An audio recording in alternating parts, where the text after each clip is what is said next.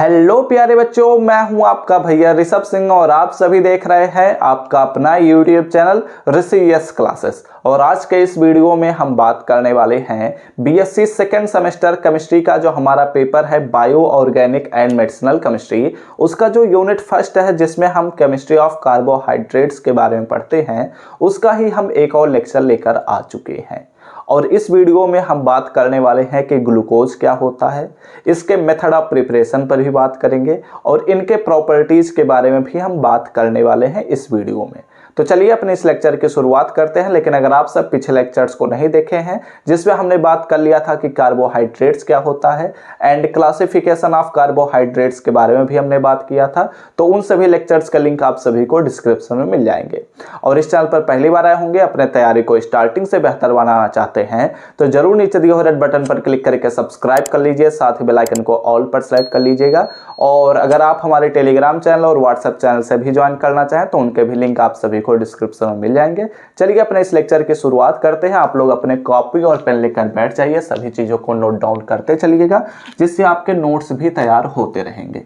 ठीक है, तो हमने पिछले दो लेक्चर्स में यह बात कर लिया है कि कार्बोहाइड्रेट्स क्या होते हैं। हमने जाना था कि जो हमारे पास कार्बोहाइड्रेट्स होते हैं ये एक ऐसे कंपाउंड्स होते हैं जो कि ऑप्टिकली एक्टिव होते हैं, साथ ही साथ इनमें पॉलीहाइड्रोक्सिल ग्रुप भी होता है और इसमें हमारे पास एल्डिहाइड या कीटोन ग्रुप भी पाया जाता है। ठीक है, देन उसके बाद हमने समझा था कि इसके क्लासिफिकेशन को हम दो बेसिस पर क्लासिफाई कर सकते हैं। पहला था स्वीटनेस के बेस पर, दूसरा हमारे पास था रिड्यूसिंग नेचर के बेस पर।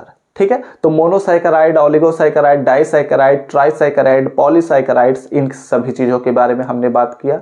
देन हमने समझा कि हमारे पास रिड्यूसिंग शुगर क्या है, नॉन रिड्यूसिंग शुगर क्या है।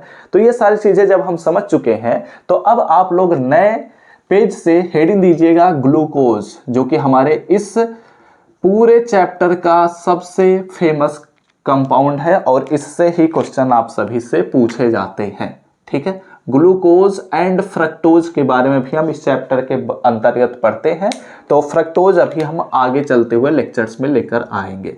ठीक है, तो ग्लूकोज लिख लीजिए या फिर आप लिख लीजिए डी प्लस ग्लूकोज, बात एक ही है। ठीक है, तो ग्लूकोज हो या फिर डी प्लस ग्लूकोज हो, समझ जाना कि एक ही कंपाउंड के बारे में बात करी जा रही है, क्योंकि एग्जाम में इन दोनों नामों से ही पूछा जाता है।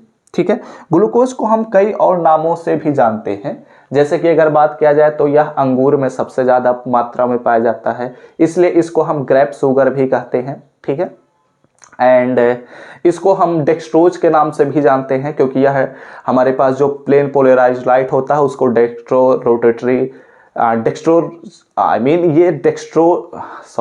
ये क्लॉकवाइज डायरेक्शन में घुमा देता है, इसलिए इसको हम डेक्सट्रोज कहते हैं। ठीक है, तो यहां पर चलिए उन्हीं सभी चीजों के बारे में पहले हम लिख लेते हैं कि ग्लूकोज क्या है, कैसे है, फिर उसके बाद हम इसके मेथड ऑफ प्रिपरेशन पर बात करते हैं। तो अगर बात किया जाए, ठीक है, तो जो हमारे पास ग्लूकोज होता है, हमने अपने पिछले लेक्चर में यह जाना था कि glucose is the most common, ठीक है, मोस्ट कॉमन मोनोसैकेराइड। क्या होता है? ग्लूकोज जो होता है यह एक मोस्ट कॉमन मोनोसैकेराइड होता है। ठीक है, अगर इसके मॉलिक्यूलर फार्मूला पर बात करते हैं, ठीक है, तो यहां पर इसको भी लिख लीजिए। क्या लिखना है कि दी जनरल, ठीक है, जनरल क्या लिखना है, ये तो हमारे पास एक ही कंपाउंड है ना, द मॉलिक्यूलर फार्मूला, ठीक है, the molecular formula of glucose, ठीक है, ग्लूकोज इज, हमारे पास जो ग्लूकोज होता है उसका जो मॉलिक्यूलर फार्मूला होता है वो होता है, यहां पर मैं कलर चेंज कर लेता हूं, ठीक है, वो होता है C6H12O6। ठीक है, अगर इसके बारे में आप लोग जानते हैं तो बहुत ही अच्छी बात है, नहीं जानते हैं तो अब यहां पर जान लीजिए। ठीक है, और यह भी बात ध्यान रखिएगा कि ग्लूकोज और फ्रक्टोज का जो मॉलिक्यूलर फार्मूला होता है वह सेम ही होता है। ठीक है, लेकिन इनके जो हम मॉलिक्यूलर स्ट्रक्चर पर बात करेंगे, जैसे इनका ओपन चेन स्ट्रक्चर हो गया, साइक्लिक स्ट्रक्चर हो गया, तो ये सभी डिफरेंट होते हैं। ठीक है, तो अभी मैं आगे चलते हुए इन चीजों पर बात करूंगा, आप लोग ध्यान रखिएगा, इन चीजों को समझते हुए चलिएगा। ठीक है, मॉलिक्यूलर फार्मूला केवल सेम होता है और सभी चीजें इसके डिफरेंट होते हैं, इनके स्ट्रक्चर्स पर बात करते हैं, इनके प्रॉपर्टीज पर बात करते हैं, तो ये सारी चीजें डिफरेंट होती हैं। ठीक है, आइए बात करते हैं अब अगले स्टेप पर। अगर हम बात करते हैं तो जो हमारे पास ग्लूकोज होता है, ठीक है, glucose is also known as, ठीक है, नोन एज, इसको हम दूसरे नाम से भी जानते हैं जिसे हम कहते हैं डेक्सट्रोज। ठीक है, डेक्सट्रोज। और इसके बारे में मैंने आपको बताया ही कि डेक्सट्रोज हम क्यों कहते हैं, because it occurs in nature, ठीक है, अकर्स इन नेचर, या नेचर में किस प्रकार से पाया जाता है, ऑप्टिकली एक्टिव, ठीक है, ऑप्टिकली एक्टिव डेक्स्ट्रो, ठीक है, डेक्स्ट्रो रोटेटरी आइसोमर, ठीक है, आइसोमर के रूप में यह पाया जाता है। मैंने आपको बताया ही था कि हमारे पास ऑप्टिकली एक्टिव कंपाउंड्स क्या होते हैं, तो मैंने आपको समझाया था कि जो हमारे पास प्लेन पोलराइज्ड लाइट है, अगर वह किसी भी आइसोमर से गुजारा जा रहा है और वह अगर क्लॉकवाइज डायरेक्शन में उस प्लेन पोलराइज्ड लाइट को रोटेट करता है, तो उस आइसोमर को ही हम कहते हैं डेक्सट्रोज या फिर डेक्स्ट्रो रोटेटरी आइसोमर कहते हैं। तो जो ग्लूकोज होता है वह उसी प्रॉपर्टी को ही सेटिस्फाई करता है, इसलिए इसको हम डी आइसोमर या डेक्स्ट्रोज आइसोमर कहते हैं या फिर डेक्स्ट्रो रोटेटरी आइसोमर कहते हैं। ओके, अगर एंटी क्लॉकवाइज घुमा देता तब इसको लेवल रोटेटरी कहते। ठीक है, तो ये बातें तो हम सभी जानते ही हैं, मैंने आपको पहले ही लेक्चर में इसके बारे में समझाया था। ठीक है, अब अगर इस पे बात करते हैं तो बहुत सारी चीजें हम समझने के लिए, समझाने के लिए हमारे पास जो ग्लूकोज होता है, चलो इसको भी मैं लिख देता हूं। ठीक है, ग्लूकोज इज आल्सो कॉल्ड, ठीक है, इसको हम एक और नाम से जानते हैं जिसे मैंने आपको ऑलरेडी बताया कि इसे हम ग्रेप शुगर के नाम से भी जानते हैं। ठीक है, ग्रेप शुगर। अब इसके अगर हम ओपन चेन स्ट्रक्चर को भी लिखना चाहें तो लिख सकते हैं, चलो मैं उसको भी लिखवा ही देता हूं। ठीक है, बस आपको नॉर्मली यहाँ पर बस मैं इंट्रोड्यूस कर रहा हूँ। ठीक है, इसके बारे में हम बहुत ज़्यादा डिटेल में बात करेंगे अगले कुछ क्लासेस में। और ये जो आप सभी से मैंने लिखा है, इसमें से सबसे ज़्यादा फेमस दो लाइन आपको याद रखने हैं, एक तो मोनोसैकेराइड, दूसरा आपको ये मॉलिक्यूलर फार्मूला याद रखना होगा। ठीक है, और तीसरा क्या है कि यह डेक्स्ट्रोज होता है, यानी कि डेक्स्ट्रो रोटेटरी आइसोमर होता है, क्योंकि अगर आपके एग्जाम ऑब्जेक्टिव होते हैं तो पूछे जा सकते हैं यहाँ से क्वेश्चन। अब चलो यहाँ पर अगर इनके ओपन चेन स्ट्रक्चर को लिखना चाहें तो आप ऐसे लिख सकते हैं, क्या लिख सकते हैं, दी ओपन चेन, ठीक है, open chain structure of glucose is, वैसे इसके बारे में तो मैं ऑलरेडी आप सभी को बताया कि आपको अगले क्लासेस में डिस्कस करूंगा, लेकिन यहाँ पर बस आप सभी को मैं बता दे रहा हूँ, आप लोग नोट डाउन कर लीजिए, जिससे इससे आप लोग आगे चलते हुए फैमिलियर हो जाइएगा। हमारे पास 6 कार्बन होता है, मैंने ऑलरेडी मेंशन किया। इसके पास हमारे पास एक क्या होता है, ये जो हमारे पास 6 कार्बन होता है उसमें से एक हमारे पास एल्डिहाइड ग्रुप प्रेजेंट होता है, और उसके बाद हमारे पास सभी कार्बन के पास हाइड्रोक्सिल ग्रुप प्रेजेंट होता है। तो ये तीसरा कार्बन हो गया, ये हमारे पास चौथा कार्बन हो गया, ये हमारे पास 5वां कार्बन हो गया, एंड ये हमारे पास 6ठा कार्बन हो गया। ठीक है, तो ये बातें आपको ध्यान रखनी है। इसी को ही हम क्या कहते हैं, ग्लूकोज कहते हैं। मैं एक बार चेक कर लेता हूँ क्या नीचे तक स्क्रीन में आ रहा है या नहीं, उसके बाद हम इस वीडियो को कंटिन्यू करते हैं। ठीक है, स्क्रीन में आ रहा है, आप सभी को क्लियर भी दिख रहा होगा, थोड़ा सा कंजस्टेड है लेकिन ठीक है, क्लियर दिख रहा है। ठीक है, तो आप लोग क्या करिए, इतनी चीजों का पहले स्क्रीनशॉट फटाफट से ले लीजिए। हमने बात कर लिया कि ग्लूकोज क्या होता है। अब मैं ग्लूकोज कभी नहीं कहूंगा, अब मैं हर बार कहूंगा डी प्लस ग्लूकोज। ठीक है, तो ये बातें आपको ध्यान रखनी है, क्योंकि हम केमिकली बात करते हैं, मतलब अगर हम केमिस्ट्री में बात करेंगे तो डी प्लस ग्लूकोज कहेंगे। अगर हम नॉर्मल वे में बात करते हैं, दूसरे से कम्युनिकेट करते हैं केवल, तो उसे ग्लूकोज कहते हैं। ओके, समझ गए। चलिए इसके मेथड ऑफ प्रिपरेशन पर भी बात कर लिया जाए, क्योंकि इसका मेथड ऑफ प्रिपरेशन वैसे आप सभी के सिलेबस में I think method of preparation mention नहीं है, लेकिन एक 2 मेथड है, छोटे छोटे से मेथड, एक लेबोरेटरी मेथड, एक कॉमर्शियल मेथड, तो उन्हें भी हम डिस्कस कर ही लेते हैं। ओके, स्क्रीनशॉट ले चुके थे ना, हाँ ले चुके थे। ओके, नोट डाउन तो नहीं किए थे सर जी। तो अब नोट डाउन तो बाद में कर लीजिएगा, छापना ही तो रहेगा। ठीक है, बस आप लोग यहाँ से कॉन्सेप्ट को अच्छे से समझा करिए, काम हो जाएगा आप सभी का। चलिए अब इसके मेथड ऑफ प्रिपरेशन पर बात करते हैं। तो हेडिंग दीजिएगा method of preparation. And daily सुबह 8 बजे इनके क्लासेस को पाने के लिए जरूर सब्सक्राइब करिएगा। ठीक है, तो मेथड ऑफ प्रिपरेशन पर अगर बात करते हैं, अगर आप हमारे टेलीग्राम चैनल से नहीं ज्वाइन है तो उन्हें भी ज्वाइन कर लीजिएगा, क्योंकि इनके नोट्स वहाँ पर आपको प्रोवाइड किए जाएंगे। ठीक है, मेथड ऑफ प्रिपरेशन पर बात करते हैं तो सबसे पहला मेथड ऑफ प्रिपरेशन जो है वो लेबोरेटरी मेथड में डिस्कस कर लेता हूँ। ठीक है, तो इन दी लेबोरेटरी, ठीक है, लेबोरेटरी में बात करते हैं तो ग्लूकोज इज प्रिपेयर्ड बाय, ठीक है, बनाया जाता है, प्रिपेयर्ड बाय हीटिंग, हीटिंग नहीं, यहाँ पर हाइड्रोलिसिस कर लीजिए। ठीक है, हाइड्रोलिसिस ऑफ केन शुगर। ठीक है, केन शुगर। अब ये केन शुगर क्या होता है पता है? ठीक है, पता तो होना चाहिए, नहीं पता है तो जानते रहो। जो गन्ना होता है उससे हम जब रस को निकालते हैं तो वो एक्चुअली केन शुगर ही कहलाता है। जो चीनी मिल में गन्ने जाते हैं तो उससे ही चीनी बनता है ना, तो केन मतलब गन्ना और शुगर मतलब चीनी, तो गन्ने से बना चीनी को हम केन शुगर कहेंगे। ठीक है, उम्मीद करता हूँ ये तो बात पता है। हाइड्रोलिसिस मतलब तो जानते ही होंगे, अब सेकेंड सेमेस्टर में पहुंच चुके हो, इतना तो पता ही होगा। हाइड्रोलिसिस मतलब इसको हम पानी से धोल देंगे। ठीक है, तो ये जो लेबोरेटरी मेथड है ये एक्चुअली एक ग्लास लीजिए, उसमें कुछ चीनी को डाल दीजिए, उसमें पानी को डाल दीजिए और हिलाइए, या फिर इसको थोड़ा सा हीट भी कर सकते हैं। वैसे नॉर्मली इसको बस हिलाते रहिए। ठीक है, तो जब इसको हिलाते रहेंगे तो ये जो चीनी है, ठीक है, जब पानी में हम घोलते हैं तो वो क्या हो जाता है, घुल जाता है, टुकड़ों में टूट जाता है, इस वजह से हमें दिखाई नहीं देता। तो जो पानी बना होता है, यानी कि चीनी और पानी का जो घोल बना रहता है, आमतौर पर गर्मियों में पीते भी हैं, तो उसमें एक्चुअली जो हमारे घुला रहता है वो ग्लूकोज एंड फ्रक्टोज के रूप में घुला रहता है। ठीक है, उस समय वह चीनी डिकम्पोज हो चुका होता है, यानी कि हाइड्रोलिसिस हो चुका होता है।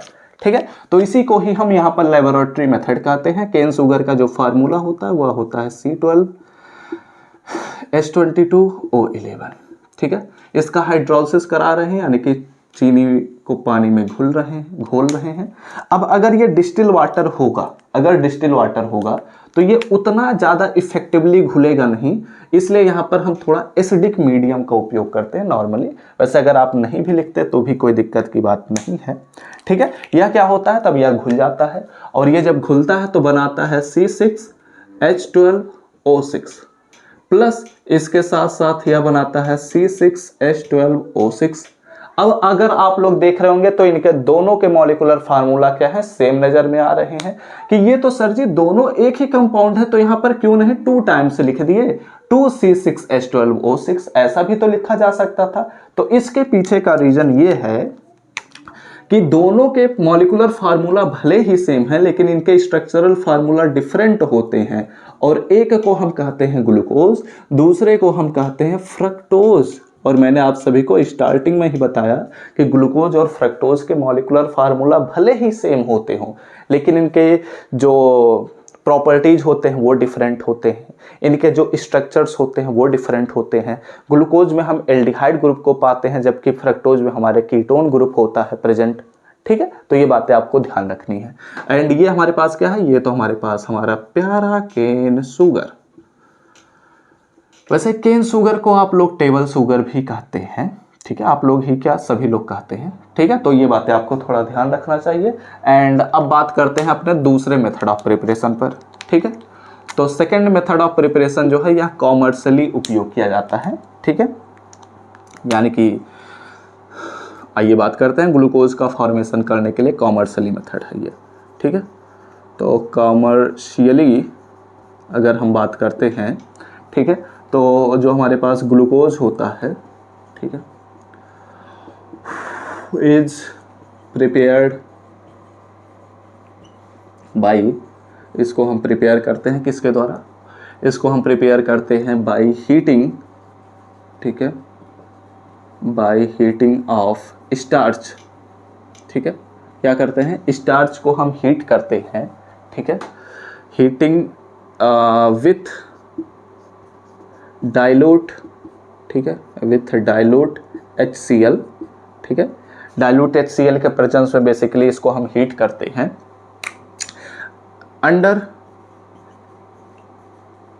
अंडर प्रेशर एंड टेम्परेचर, ठीक है। यानी कि इस सिचुएशन में हम थोड़ा सा प्रेशर भी रखते हैं एंड साथ ही साथ इसमें हम टेम्परेचर भी देते हैं, ठीक है। वैसे टेम्परेचर तो नॉर्मली मैंने हीटिंग वर्ड उपयोग कर लिया, तो टेम्परेचर तो ऑलरेडी मेंशन हो चुका है, ठीक है। तो चलिए इसको मैं हटा ही देता हूँ, अंडर प्रेशर, ठीक है। तो अब क्या होता है कि अगर हम स्टार्च के मॉलिक्यूलर फार्मूला पर बात करते हैं, अभी तक तो मैंने आई थिंक स्टार्च के बारे में बस इतना ही बताया है कि यह एक पॉलीसैकेराइड्स है, और इसके बारे में तो और कुछ मैंने बताया नहीं है, ठीक है। तो कोई दिक्कत की बात नहीं है, स्टार्च हमारे इसी चैप्टर के अंतर्गत एक कंपाउंड है, तो इस पर हम बात भी करते हैं। लेकिन यहाँ पर फिलहाल आपको बस इसका मॉलिक्यूलर फार्मूला से मैं इंट्रोड्यूस करा देता हूँ। इसका मॉलिक्यूलर फार्मूला होता है C6H10O5 और इसका N टाइम्स होता है। मैंने आपको बताया था कि स्टार्च क्या है, पॉलीसैकेराइड है, तो N टाइम्स लगाना मजबूरी है, ठीक है, क्योंकि N मोनोसैकेराइड्स एक दूसरे से जुड़े रहेंगे। अब इसका हम क्या करते हैं, डाइल्यूट HCl के प्रेजेंस में इसका हम हीट करते हैं, तो बेसिकली हमारे पास वाटर मॉलिक्यूल भी इस रिएक्शन में पार्टिसिपेट करता है, और यहाँ पर N लिखने की वजह से यहाँ पर हम जल के N मॉलिक्यूल्स इंटरैक्ट करते हैं, ठीक है। वैसे भी अगर एक बूंद पानी भी हम लेंगे तो उसमें वाटर के जो H2O के मॉलिक्यूल होंगे वो इनफाइनाइट होंगे, ठीक है, उसको काउंट नहीं किया जा सकता। तो इसलिए यहाँ पर भी जो H2O है उसके N मॉलिक्यूल्स इससे पार्टिसिपेट करते हैं। तो इससे कंफ्यूज नहीं होना कि यहाँ पर एक ही मॉलिक्यूल है, नहीं नहीं नहीं नहीं, यहाँ पर भी जो केन शुगर है ये इनफाइनाइट मॉलिक्यूल्स प्रेजेंट हैं, तो वाटर के भी इनफाइनाइट मॉलिक्यूल्स ही प्रेजेंट होंगे रिएक्शन में, ठीक है। ये तो हमने सिंपली जनरली इसको लिखने के लिए जब हम सिंपल किसी रिएक्शन को लिखते हैं तो ऐसे रिप्रेजेंट करते हैं, ठीक है। ऐसा नहीं है कि एक ही मॉलिक्यूल प्रेजेंट है, ओके। तो अब यहाँ पर हम क्या करते हैं, इसको डाइल्यूट HCl के प्रेजेंस में इसका हम हीट कर रहे हैं, तो डाइल्यूट HCl एंड इसको साथ ही साथ हम हीट देंगे, यानी कि अंडर प्रेशर यह रिएक्शन होगा। तो इस वजह से यहाँ पर हमारे पास क्या होता है, C6, यहाँ पर हमारे पास C6 है, H10 और यहाँ पर 2, ठीक है। तो इसलिए यहाँ पर यह दोनों जुड़ जाएंगे तो H12 बन जाएगा। O5 है, O एक ही है, तो इसलिए यहाँ पर O6 हो जाएगा। और इसके साथ साथ अगर बात किया जाए तो यह भी N टाइम्स था, यह भी N टाइम्स था, इसलिए यहाँ पर मैंने N टाइम्स लगा दिया। यानी कि हमारे पास जो ग्लूकोज के मॉलिक्यूल फॉर्म हो रहे हैं ये ग्लूकोज बना है, ठीक है। इसमें ध्यान रखना है, इसमें फ्रक्टोज नहीं बनता है, इसमें केवल और केवल ग्लूकोज बनता है, इसलिए इसको हम कॉमर्शियली यूज करते हैं, ठीक है। तो इस प्रकार हमारे पास स्टार्च से ग्लूकोज का फॉर्मेशन हुआ, okay. Are you getting my point. इसका मैकेनिज्म पूछा नहीं जाता, इसके मेथड ऑफ प्रिपरेशन भी नहीं पूछे जाते, लेकिन आपको ये याद रखना है कि किससे किससे होता है इसका फॉर्मेशन, क्योंकि अगर पूछ लिया तब क्या करोगे, तब आप लोग कहोगे कि नहीं पूछा जाता तो हम नहीं पढ़े थे तो हम क्या करेंगे, तो इसमें तो आपको नंबर तो कट जाएगा, इसलिए पढ़ लेना, 2 ही रिएक्शन है, ठीक है। तो आप लोग क्या करेंगे, 3 चीज़ों का स्क्रीनशॉट ले लीजिए, हमने इस पर भी बात कर लिया। देन चलिए इसके हम प्रॉपर्टीज़ पर बात करते हैं, ठीक है। तो स्क्रीनशॉट हो चुका, ओके। चलिए इसके प्रॉपर्टीज़ पर अब हम बात कर लेते हैं। स्क्रीनशॉट हो चुका है ना, ओके, ठीक है। लिखे हैं, कॉपी में लिख लीजिएगा, ठीक है। नहीं लिखेंगे तो रिवीजन करने में दिक्कत होगी। एंड ये अभी स्टार्टिंग के लेक्चर चल रहे हैं, तो एक मेरा सजेशन है कि आप लोग जब भी नए लेक्चर को ज्वाइन करना शुरू करिए तो उससे पहले वहाँ पर लेक्चर नंबर डाल दीजिए, ठीक है। जैसे ये 3rd लेक्चर है ना, तो ये जहाँ से लिखना शुरू किए हैं, ग्लूकोज से लिखना शुरू किए हैं, तो वहाँ पर लेक्चर नंबर डाल दीजिएगा, जिससे क्या होगा, जब आप लोग कभी रिवीजन करते वक्त किसी डाउट में फंस जाएंगे तो वहाँ से आपको ये सारी चीज़ें पता रहेंगी कि हाँ मतलब ये वाला लेक्चर अगर देखेंगे तो यहाँ से डाउट क्लियर हो जाएगा, ठीक है।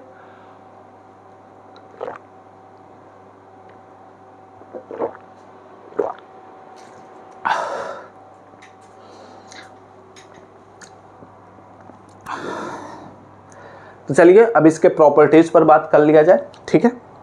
तो इसके वैसे physical properties and chemical properties बहुत सारे हैं, लेकिन इसके हम फिजिकल प्रॉपर्टीज़ पर ही बात करेंगे, ठीक है। तो हेडिंग दीजिए प्रॉपर्टीज़, ठीक है। तो अगर हम प्रॉपर्टीज़ पर बात करते हैं तो एक काम करिएगा, यहाँ पर आप लोग लिख लीजिए फिजिकल प्रॉपर्टीज़, ठीक है, फिजिकल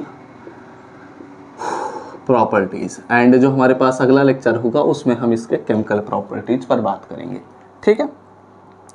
तो चाहे आप प्रॉपर्टीज़ लिख कर फिजिकल प्रॉपर्टीज़ हेडिंग दीजिए या फिर फिजिकल प्रॉपर्टीज़ लिख लीजिए, फिर उसके बाद केमिकल प्रॉपर्टीज़ अगले लेक्चर में हम डिस्कस कर लेंगे, ओके। तो यहाँ पर अगर हम बात करते हैं तो सबसे पहला पॉइंट क्या है? सबसे पहला पॉइंट ये है कि जो हमारे पास ग्लूकोज होता है, ठीक है, glucose is a white crystalline, ठीक है, वाइट क्रिस्टलाइन सॉलिड होता है, ओके। मैंने क्या बोला कि ग्लूकोज जो होता है यह एक वाइट क्रिस्टलाइन सॉलिड होता है, सफ़ेद सफ़ेद होता है, ठीक है। अगर यहाँ पर हम बात करते हैं तो एक छोटा सा और मैं पॉइंट यहाँ पर समझा देता हूँ आप सभी को। 4th या फिर 5th यूनिट जो हमारा सॉलिड स्टेट है हमारे सिलेबस के अंतर्गत ही है, वहाँ पर हम आप सभी को crystalline solid and amorphous solids के बारे में बहुत ही डिटेल में बात करेंगे। तो इसलिए यहाँ पर बस आपको ये ध्यान रखना है कि ये एक वाइट क्रिस्टलाइन सॉलिड होता है, ठीक है, इतना बस ध्यान रखिए। बात करते हैं अपने दूसरे पॉइंट पर। दूसरा पॉइंट पर अगर हम बात करते हैं तो जो ग्लूकोज होता है, ठीक है, ग्लूकोज इज हाईली सॉल्युबल, ठीक है। मैंने क्या बोला? Glucose is highly soluble in water. क्या है? ग्लूकोज जो होता है यह वाटर में बहुत ही तेजी से घुलता है। ग्लूकॉन डी आप यूज करते होंगे गर्मियों के दिन, आप उसमें मेजरली क्या होता है? ग्लूकोज ही होता है, ठीक है। पानी को लीजिएगा और जब ग्लूकॉन डी को जब उसमें गिराएंगे, पौर करेंगे, तो वो क्या होता है? बहुत ही तेजी से घुलने लग जाता है। वो पेदी तक जाते जाते वह घुल जाता है, अधिकांशतः यही आप देखेंगे, ठीक है। तो इसके पीछे का रीजन यही है कि ये बहुत ही तेजी से घुलते हैं, पानी में पड़ते ही ये घुल जाएंगे, रिएक्शन तुरंत ही कर ले जाते हैं, ठीक है। तो ये हमारे पास दूसरी प्रॉपर्टी होगी। तीसरे प्रॉपर्टी पर बात करते हैं तो जो ग्लूकोज होता है, ठीक है, ग्लूकोज इज, अगर हम बात करते हैं तो ग्लूकोज जो होता है वह ग्लूकोज इज इनसॉल्युबल, ठीक है, glucose is insoluble in ether, यह ईथर में घुलनशील नहीं होता है, ठीक है। अगर एल्कोहल में बात करते हैं तो एल्कोहल मतलब जो एल्कोहल आप सभी जानते हैं, तो जो ग्लूकोज को अगर हम एल्कोहल में पोर करते हैं तो वो उसमें बहुत ही थोड़ी मात्रा में घुल जाता है, ठीक है, लेकिन ईथर में घुलता ही नहीं है, ओके। अब यहाँ पर अगर हम बात करते हैं तो इसके कुछ और फिजिकल प्रॉपर्टीज हो जाएंगे 4th पॉइंट पर। अभी जो मैंने मेंशन किया उन्हीं चीज़ों को लिख सकते हैं कि ग्लूकोज, ठीक है, इज डी आइसोमर, ठीक है, यह क्या होता है? यह डी आइसोमर होता है, यानी कि यह ऑप्टिकली एक्टिव होता है, ठीक है। तो इसे भी एक पॉइंट बनाते हुए लिख लीजिए कि ग्लूकोज इज ऑप्टिकली, ठीक है, ऑप्टिकली एक्टिव, क्या होता है? ऑप्टिकली एक्टिव कंपाउंड होता है, ऐसे लिख लीजिए, ठीक है। एंड इसमें और भी बहुत सारे बनाए जा सकते हैं, तो मैं फिलहाल इतने पे ही स्टॉप कर देता हूं, क्योंकि 5 पॉइंट्स अगर आपको याद हैं तो काफ़ी हैं, ठीक है। कभी पूछा ही नहीं जाता फिजिकल प्रॉपर्टी, लेकिन आपको ये बातें ध्यान रखनी है ताकि आपका काम हो सके। देखो बच्चों, एक बात ध्यान रखना, जो पूछा नहीं गया है इसका मतलब ये नहीं है कि वो कभी पूछा ही नहीं जा सकता।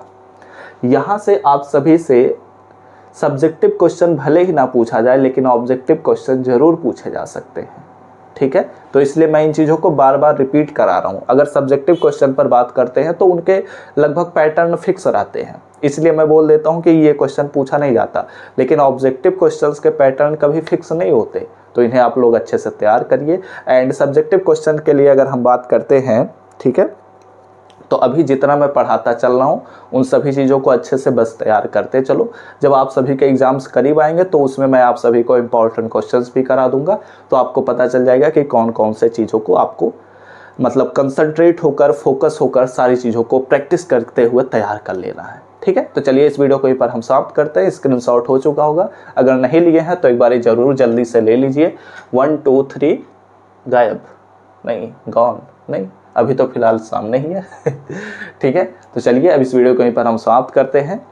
एंड वीडियो अच्छा लगा हो तो जरूर लाइक करिएगा, अपने दोस्तों के साथ जरूर शेयर करिएगा, कमेंट करके जरूर हमें बताइएगा कि ये लेक्चर्स आप सभी को किस प्रकार से कितना हेल्पफुल हैं, कैसे समझ में आता है, ये सभी चीज़ें जरूर कमेंट करके बताइए, मुझे मोटिवेशन का काम करता है मेरे लिए।